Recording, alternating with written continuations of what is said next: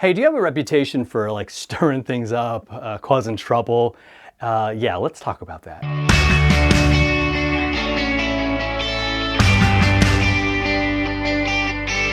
Yeah, I would say normally that's a bad thing because when somebody says you that hey that he likes to stir things up a little bit and maybe he likes to cause a little controversy, that's I think that's a polite and a nice way of saying that you're someone that causes trouble. Now, I want us to do that in a good way. So we're going to flip that because God has called us to do that. Here's what I mean. Hebrews chapter 10, in verse 24, he says this. And again, this comes after the writer of Hebrews saying that we have this confidence, man. We can go to God because Jesus gave his life, shed his blood, paid the price for our sins on the cross. We are forgiven. We are free. We have life. We have hope. We have this amazing confidence. And so life has changed. And now we have a different way of seeing ourselves. We're now forgiven, man. We're free. We're free. We're clean. We have this, he calls it a full assurance. And so how do we treat each other? Well, here we go. We are to consider, he says, let us. He's saying, look, do this.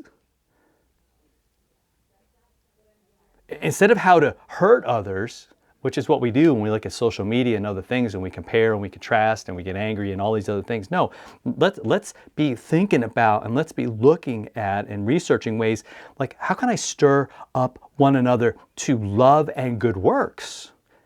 Not neglecting to meet together, as is the habit of some, but encouraging one another, and all the more as you see the day drawing near, this new heavens and new earth that's coming. Jesus is going to take us home, and that is to be that's the trajectory of our life. That's where we're headed. It's not just the job and climbing up the ladder and all those things and getting more stuff and getting more followers and all of those things. Nah. No, how do we stir things up, right? And the word there is kind of it's meant to be sort of a violent one, like to really like churn things up and really, and not to be a troublemaker, but really the opposite, to stir things in yourself and in others that where it's love, it's good works, it's the things of God that are getting done. And we want to get people, I think a great way to look at this would be fired up. Like fired up, man. It doesn't get any more violent of a term than fire, right? And something kind of combusting. It goes. That's what he wants to happen in us. Because of what Jesus has done, because we're forgiven, because we're free, and he's coming to take us home. That changes how I see myself, man. And I'm not in a competition, man. I'm out to love and help people. And I'm gonna make sure I'm fired up and that I would be firing others up.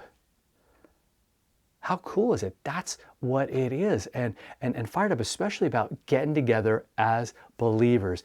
I think we got to throw away this notion, this idea that says, and again, it's not from the Bible, but we're called to be together. He says, some have neglected, some are in the habit of not meeting. Some are in the habit of saying, hey, I'm just a Christian, but I don't really want to be in a fellowship with anybody. I really don't want to be in a church because you know how those churches are.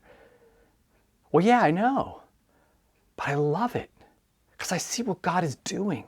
I see what God can do. I see how he's changing hearts and transforming us. That's at the heart of what we do. Now, again, we get off base sometimes and we fight with each other sometimes, but that should be something that we shut down and get rid of and stir each other up and fire each other up for what aligns with the gospel and flows really from the gospel. And that's this love and all of these amazing things that benefit other people, especially their faith and their life in Jesus, that grows and that flourishes.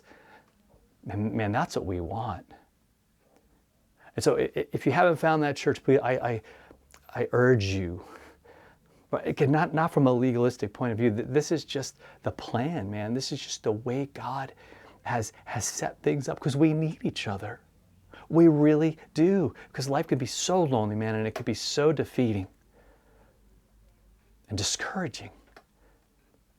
If we had people who were, let's say, okay, here's like really the perfect church. It doesn't have perfect music. It doesn't maybe have a perfect preacher. Maybe it doesn't have some of these, the perfect building or whatever. But we think those are all the big things. But I think the perfect church to me has a perfect love for Jesus and a perfect love for each other. They love God with all their heart, soul, mind, and strength, and they love each other. They love their neighbor. They love their community the way they love themselves. Man, that's awesome. That's a place, right? You want to be there. Come in, no matter you got issues, you got things, and they're going to be there to lift you up and help you and remind you about Jesus day in and day out, encourage you and lift you up and say, man, we're not going anywhere. We're here for you. Man, well, I'm shooting for that as far as church. My church, your church, every church. So if you're a part of a different church, man, I pray, like stir it up.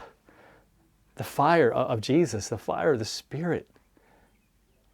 This love, this mercy, this grace. Man, I'm praying, and I'll be praying for all of our churches. Let's be doing that today, okay? So, I'm Pastor Fred. This is The Follow Through. Great to have you with us. Hit that subscribe button and share this with somebody, and we'll talk to you next time for another Follow Through.